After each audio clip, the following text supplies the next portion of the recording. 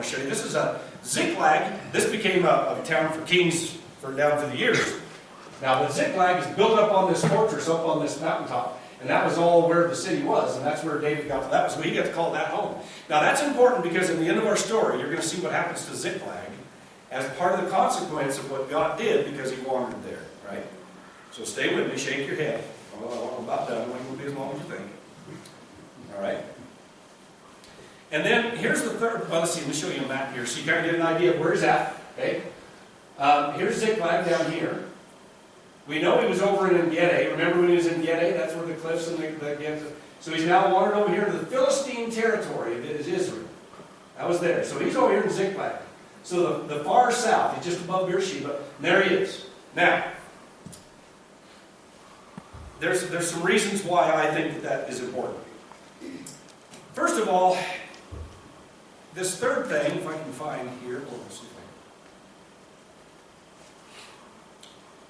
I can. I'll hang on for just a minute on that one. So he's living duplicity and hypocrisy in his life. David starts getting really vague here. Now watch. When you are compromising, you get a little vague in your answers, right? Come on. It's like Achish comes and he says, "Hey David." You can read the story. "Hey David, where you been raiding today? Or where you been? What folk you been killing today?" And David says, "Down the south." Yeah, down the south. Well, because when we get compromising, we get a little vague. You ever talk to a carnal Christian? Right? "Oh yeah, well, and then he starts kind of justifying, and he said, but then he lies. This great man of God, he lies, and here's what he says. He said, "Oh yeah, I've been down there killing," and the people he names are Israelites. He's not killing Israelites, he's a liar. But now he's down there killing off a lot of their people, and people on the borders. So why do I tell you that? I tell you that because I want you to know David was also a liar. I've been down there killing Judeans. But I want you to look at the inner turmoil. Oh no, wait, I've got to show you this. What does that have to do with this story? Back in 1979, I'm talking about vagueness, all right? Being vague in your justifying your sin, all right? In 1979, I had a buddy with me up in the mountains. And we had one of those old International Scouts. You remember these? I mean, they were actually made out of steel. You could hit something with these suckers, and boy, they just stayed put together. Nowadays, your hood would be in the trunk. Okay? But back then, man, I mean, this thing was, so I had my dad's Scout. And we called it Old Scob because it was scobbed up, and it was our bear hunting vehicle. And it was like Atari, man. This was a cool old truck, or a Scout. Anyway, we pulled into a campground. You see how, this isn't the snowman, but that's how big he was. Okay? He was that big. And we looked at that, and it was in his campground somebody had built, and they'd left him there. And I looked at my buddy, and I said, "You thinking what I'm thinking?" He said, "Let's plow that thing." And I hit it at about 30 miles an hour. I hit that snowman. He stood there unscathed. And our truck hit and lifted off the ground. What had happened was that snowman had melted and became ice. And then it would snow and put new snow. And then it melted and became ice. You're looking at that much rock. It was like hitting a rock. Now the Scout, being steel, is all caved in.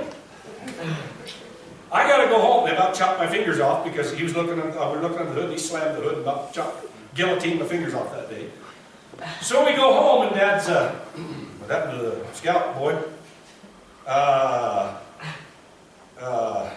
We hit a snowman? Little vague. Want to come again on that, son? I said, we hit a snowman, Dad? Hit a snowman? What happened to your fingers? So I had to justify this whole story. But what I'm telling you is that's how David's responding to Achish. Right? That's how he's responding here. It's like, we're down the south, killing people down the south. He doesn't want to wear out his welcome there. Now, what happens now as we come to the end of the story, he gets a little bit antsy. Or not David, but Achish's men start getting antsy. And they think that David's a Trojan horse. They're like, you know what? We don't want him. Why are these Israelites from living down there in Ziklag, and why are they going to battle with us? And Achish says, well, David's our man. He's a good guy. I can't find any fault in him. He's always done me good. I don't see anything wrong. Now Achish, if you're an employer, I hope you take a lesson from Achish. Achish loses he's waiting for a spine donor. Because all of his men put this pressure on him. We don't want him there. Get rid of him. Send him home. Make him go back where he belongs. And so what happens is Achish caves. Oh, okay. And he goes back to David and says, David, you're my man. You're the best guy in the world. I can't find any fault with you. You have always done so good for me. By the way, I need you to hit the bricks. Because, hey, the fellas don't want you. He didn't stick up for his man. Oh, he blew smoke. He coddled him, but he didn't stick up for him. Employers, stick up for your employees, all right? But there he is. And so David's like, what have I done? All right, so he comes to a place here where he feels disillusioned. And we'll talk about that here. Let me give you a picture here. At this stage, right here in his life, I want you to think of David's life now. Here he is. He's been living there for a year and 6 months. And he's being told to leave. Now, I want you to see there's a 4-step descending stair. 4 steps down. And anytime I've worked with anybody in depression or been that way myself, it always follows these 4 steps in succession, in pattern, right? Every time. And it goes into a very dark place. And here is the first one. Displacement. He's a man without a country. He's being told, beat it. Go. Leave. You've got to go back. And so he begins, the first wrestling match of carnality is identity. Who am I? What's my purpose? What am I doing here? Where am I supposed to go now? God, where are you? Right? So here he is in this. The second one is disillusionment. He said to him in 29:8, he said, what have I done? Now come on. Lord, I've been serving you. What have I done?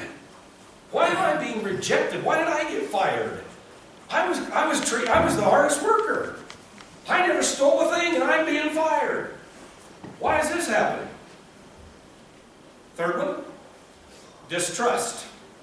Now this is chapter 30, verse 1 through 6. So on your own, if you read that, you'll find what happens here is they go back to the city of Ziklag where they've been staying. And when they get there, you know what they find? Their village has been burned to the ground. What about the wife and kids? Not one of them was killed, but every one of them was kidnapped. Now you go down into this village and all of your soldiers are saying, David, it says they wept so hard they couldn't even weep anymore, including David. He realized, I've screwed up. I've caused all of this pain to all of these people with my selfish rebellion. I didn't expect that to happen. I expected it just to be me. I didn't expect to hurt everybody else. But that's what sin does. And so now his men start to distrust him. And they're like, you know what, David? After they get up off their knees and they're all in tears, they all look at each other. And they look at David and they're like, let's stone him. He cost us our families. We followed this man and we were loyal to him. And he cost us our families. So now, can you imagine? Put yourself in David's sandals. Here he is, and what's happening in his mind? Now he starts to get, it says that he was very, let me see if there's a verse here, I think. But David, well, there you go. I guess that's the one I have. Here's what it says. David was greatly distressed because the men were talking to stoning him, and he was bitter in spirit because of their sons and their daughters.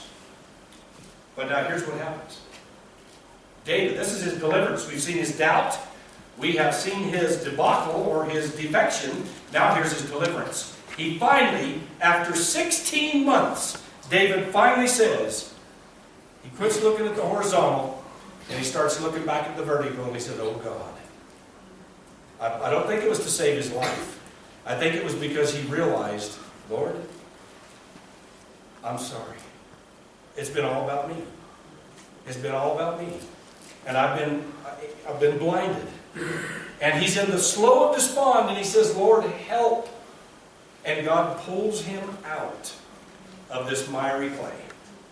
Now, I wish I could tell you that was the last time that David's going to fail. Because he does her again. Right? And in a big way. Okay? Doesn't this encourage your heart to know that God used this great man, and he was a great king, and he was called the man after God's own heart, and yet he was such a colossal failure? Last one, depression. These are the 4 steps that he went down into. Here's the key takeaway today. This is what I want you to take out the door.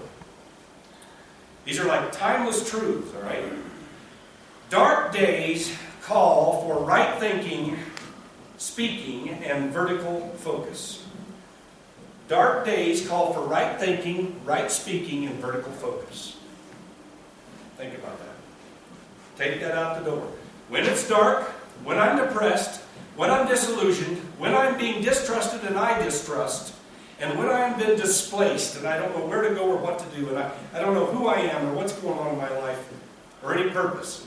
Dark days call for right thinking, right speaking. I am a child of the living God. I am not a worm, right? And vertical focus. Quit thinking and looking at just this side. And this is the second thing. He learned that the slough of despond was not meant to put him on his back, but to put him on his knees. That's what he learned.